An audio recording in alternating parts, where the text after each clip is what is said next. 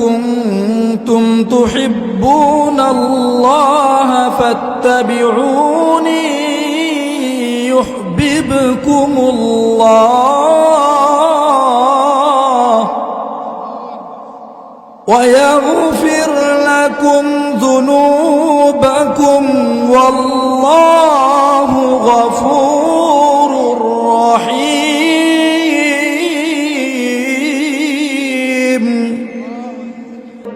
আপনি আপনার উম্মতদেরকে বলে দেন, কুল ইন কুনতুম তুহিব্বুনাল্লাহ, আপনার উম্মতরা যদি আমি আল্লাহর ভালোবাসা পেতে চাই, আমি আল্লাহর ভালোবাসা যদি পেতে চাই, তাহলে তাদেরকে অনুসরণ করতে হবে আপনার। আপনি বলে দেন ফাত্তাবিউনি, তাহলে তারা যেন আমি নবীর অনুসরণ করে।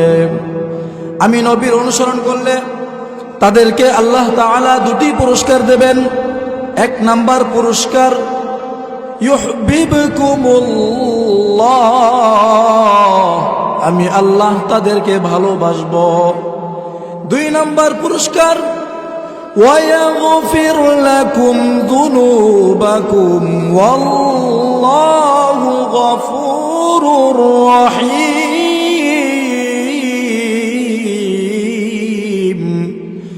আল্লাহ তাআলা বলেন দুই নাম্বার পুরস্কার হচ্ছে আমি তার জীবনের সকল গুনাহ খাতাগুলো মাফ করে দিব।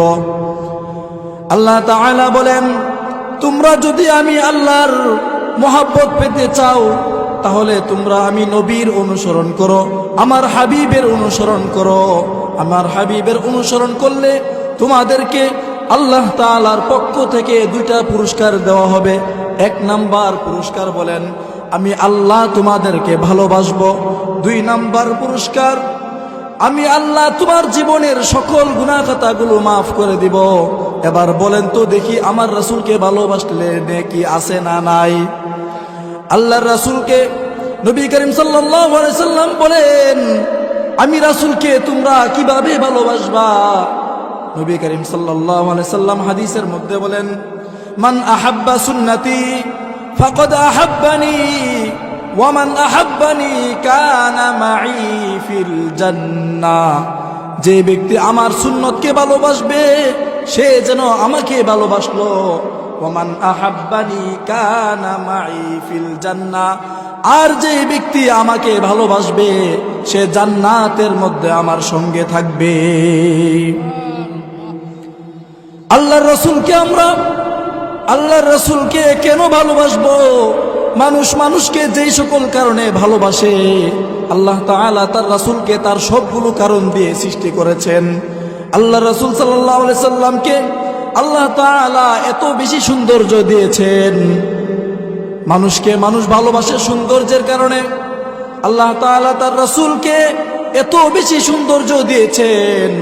আল্লাহ তাআলা বলেন আমি সৌন্দর্যের অর্ধেক দিয়েছি হযরত ইউসুফ আলাইহিস সালামকে, আর বাকি অর্ধেক সৌন্দর্য পুরা কুল কায়নাতের মধ্যে আমি বন্টন করে দিয়েছি।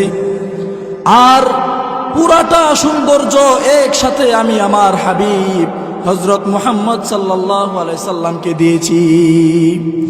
আমার রাসূল এত সুন্দর ছিলেন, আম্মা জান খাদিজাতুল কুবরা রাদিয়াল্লাহু তাআলা আনহা বলেন আমার রাসূলের চেহারা মুবারকের পশার মাধ্যমে আমরা সুয়ের ছিদ্রের মধ্যে সুতা ঢুকাইতে পারতাম। হযরত আয়েশা সিদ্দিকা রাদিয়াল্লাহু তাআলা আনহা বলেন আমার রাসূলের ঘাম মুবারক এত সুঘ্রাণ ছিল যে সাহাবায়ে কেরামগণ আমার রাসূলের ঘামগুলোকে শিশির মধ্যে ঢুকাইয়া রাখতো। তারা সেই ঘামকে তারা মেশক হিসাবে বিভিন্ন অনুষ্ঠানের মধ্যে ব্যবহার করত। আল্লাহ তাআলা রাসূলকে কি সুন্দর দান করেছেন। রাসূলের সাহাবী হযরত হাসান ইবনে সাবিত রাহিমাহুল্লাহু তাআলা, তিনি আরবের অনেক বড় একজন কবি ছিলেন। তিনি রাসূলের সৌন্দর্যের বর্ণনা দিতে গিয়ে বলেন ওয়া আহসানু মিনকা লাম তারা কত্তু আইনি, ওয়া আহসানু মিনকা লাম তারা কত্তু আইনি, وأجمل منك لم تلد النساء خلقت مبرأ من كل عيب خلقت مبرأ من كل عيب كأنما قد خلقت كما تشاء আরবের বিখ্যাত কবি সাহাবী হযরত হাসান রাদিয়াল্লাহু তাআলা আনহু বলেন, আমার জীবনে আমার দুই চোখ দিয়ে বহু মানুষ দেখেছি, কিন্তু আমার রাসূলের মতো সুন্দর মানুষ আমি আমার এই দুই চোখ দ্বারা কখনো দেখি নাই। তিনি কবিতার সুর গিয়ে আবারও বলেন, ওয়া আজমালু মিনকা লাম তালিদিন নিসা, রাসূলের মতো সুন্দর সন্তান আরবের কোনো মহিলা জন্ম দেন নাই। ওয়া আজমালু মিনকা লাম তালিদিন নিসা, রাসূলের মতো সুন্দর সন্তান আরবের আর কোনো মহিলার ঘরে জন্ম নেন নাই। এবং তাকে আল্লাহ তাআলা খুলিকতা মুবাররাআম মিন কুল্লি আইবিন, খুলিকতা মুবাররাআম মিন কুল্লি আইবিন, কবি বলেন আল্লাহর রাসূলকে তিনি সর্বপ্রকার দোষমুক্ত তাকে সৃষ্টি করেছেন। তারপর মানুষকে মানুষ ভালোবাসে উত্তম চরিত্রের কারণে। আল্লাহ তাআলা বলেন, ওয়া ইন্নাকা লাআলা খুলুকিন আযীম,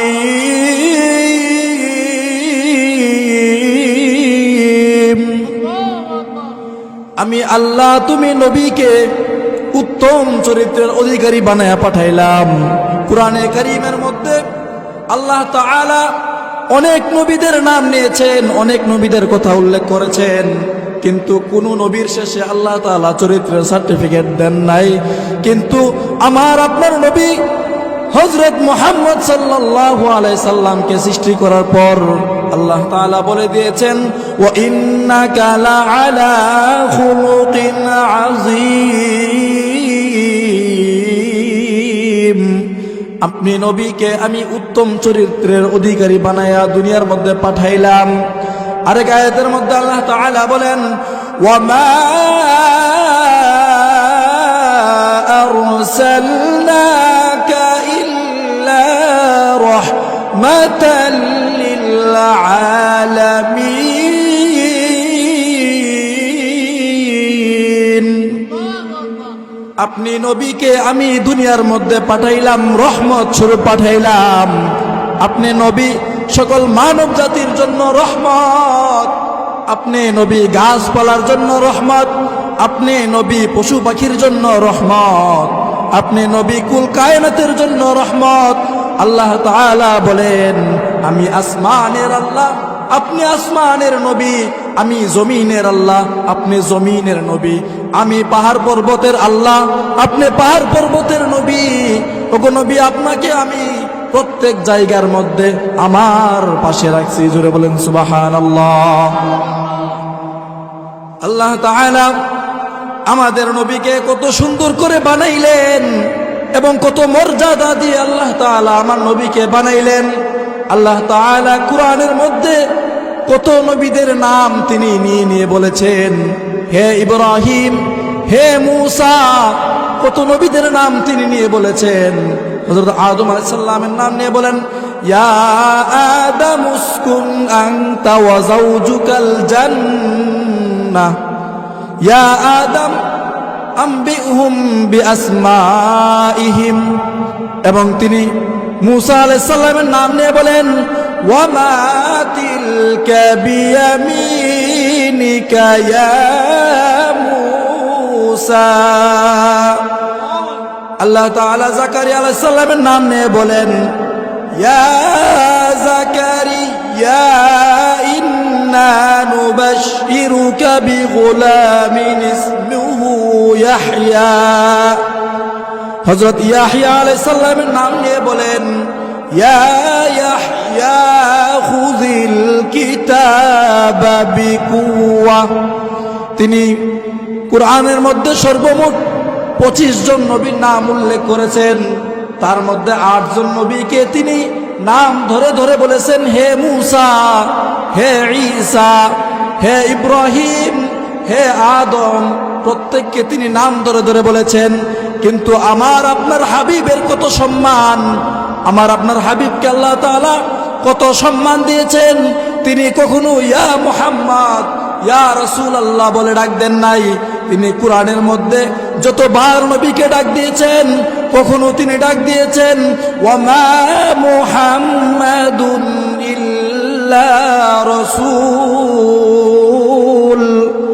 আবার কখনো তিনি ডাক দিয়েছেন মুহাম্মাদুর রাসূলুল্লাহ,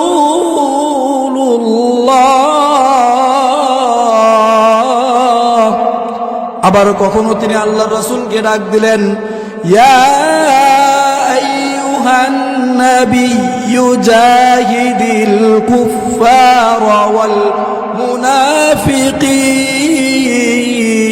মুনাফিকিন, আবার কখনো তিনি ইয়া আইয়ুহাল মুদ্দাসসির, আবার কখনো ইয়া আইয়ুহাল মুজাম্মিল বলে তিনি ডাক দিয়েছেন। অর্থাৎ কুরআনের মধ্যে কখনো তিনি আমার নবীর নাম ধরে ডাকেন নাই। আর কতগুলো বেয়াদব আছে, তারা নবীর নাম ইয়া রাসূলুল্লাহ, ইয়া হাবিবাল্লাহ, ইয়া মুহাম্মদ বলে ডাকে, অথচ আমার আল্লাহ স্বয়ং তাকে সম্মান দিতে গিয়ে কখনো তার নাম ইয়া মুহাম্মদ বলে ডাকেন নাই। সকলে বলে সুবহানাল্লাহ। আমরা সকলে রাসূলকে ভালোবাসি তো? রাসূলকে অন্তর থেকে আমরা সকলে ভালোবাসি? রাসূলকে আমাদের ভালোবাসতে হবে। রাসূলকে ভালোবাসলে লাভ কি? আল্লাহ তাআলা বলেন وَمَن يُطِعِ اللَّهَ وَرَسُولَهُ فَقَدْ فَازَ فَوْزًا عَظِيمًا। যে ব্যক্তি আল্লাহ এবং তার রাসূলের অনুসরণ করবে, আল্লাহ তাআলা তাকে দুনিয়া এবং আখিরাতের মধ্যে সফল এবং কামিয়াবি দান করবেন।